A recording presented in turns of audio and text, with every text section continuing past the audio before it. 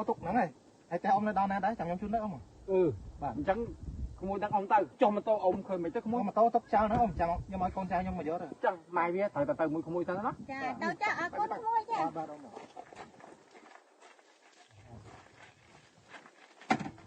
កម៉ែវាអត់ឯងកុំតិចខ្ញុំខ្លាំងពេក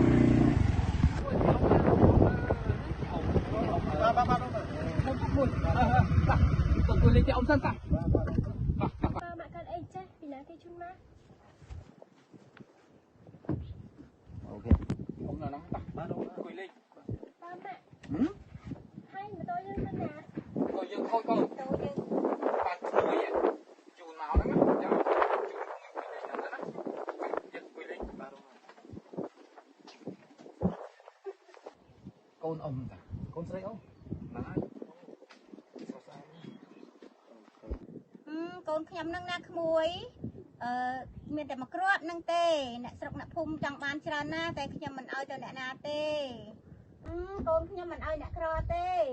គេចង់បានកកោកតែខ្ញុំមិនអោយទេចង់អោយតែអ្នកមានលុយមានឡានទេចង់ស្អីទេម៉ាក់ប៉ានិយាយអីចង់ទេប្រុសស្រីបាទលាសិនណាបាទលោកក្មួយបាទអរគុណមានទឹកចិត្តតិចទួចជូនប្រុសស្រីតិចអីពិសេសអរគុណមួយលោកមួយអរគុណលោកលាអ៊ំប្រុសស្រីបាទចូលទៅសិនក្មួយឈប់សិនសុំសួរតិចសិនមានកែអីមែនអ៊ំឈប់សិនគួយសិនមកក្មួយគួយសិនមកបាទអ៊ំបាទក្មួយជួយលេងសិនបាទអ៊ំបាទអ៊ំឃើញក្មួយឯងយើងមានសន្តានចិត្តល្អតើក្មួយឯងមានប្រពន្ធមានកូនអីនៅក្មួយទេអ៊ំខ្ញុំនៅទេអ៊ំខ្ញុំអត់តមានប្រពន្ធទេខ្ញុំនៅកន្លោះចាស់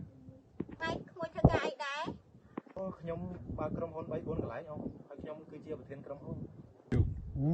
ធានក្រុមហ៊ុនក្មួយបើមិនយល់ទៅអីទេនេះកូនស្រីខ្ញុំពេញចិត្តដែរអត់សំតែដឹងខ្ញុំទើបតែឃើញនាងលើដំបងផងក្រែងនាងមានសង្សារអីទៅដឹងអត់ទេកូនខ្ញុំអត់មានអីទេក្មួយអត់មានសង្សារមានអីទេទេអ៊ំស្រីអញ្ចឹងខ្ញុំដូចជាពេញចិត្តដែរហ្នឹងអ៊ំស្រីអញ្ចឹងក្មួយគិតឆាប់ត្មងទៅបើព្រមព្រៀងហើយមិនអីទេម៉ាក់អីសុចិត្តកូននេះអត់អីទេក្មួយអត់អីទេយើងសម្រេចគ្នាត្រឹមហ្នឹងហ្មងក្មួយបើនិយាយគ្នាត្រូវអ៊ំស្រីខ្ញុំកក់លុយ10000ដុល្លារហ្មងតាក្មួយបាទអីទេបាទទឹកក្រោយចាំយើងរៀបចំហ្មងកម្មវិធីហ្មងបាទមួយប៉ុន្តែមិនបាច់ចាំធំដុំពេកទេរៀបចំមកល្មមទៅបានហើយអញ្ចឹងខ្ញុំជម្រាបលាសិនអ៊ំប្រុសស្រីអរគុណអូនបងតែសិនណាបាទ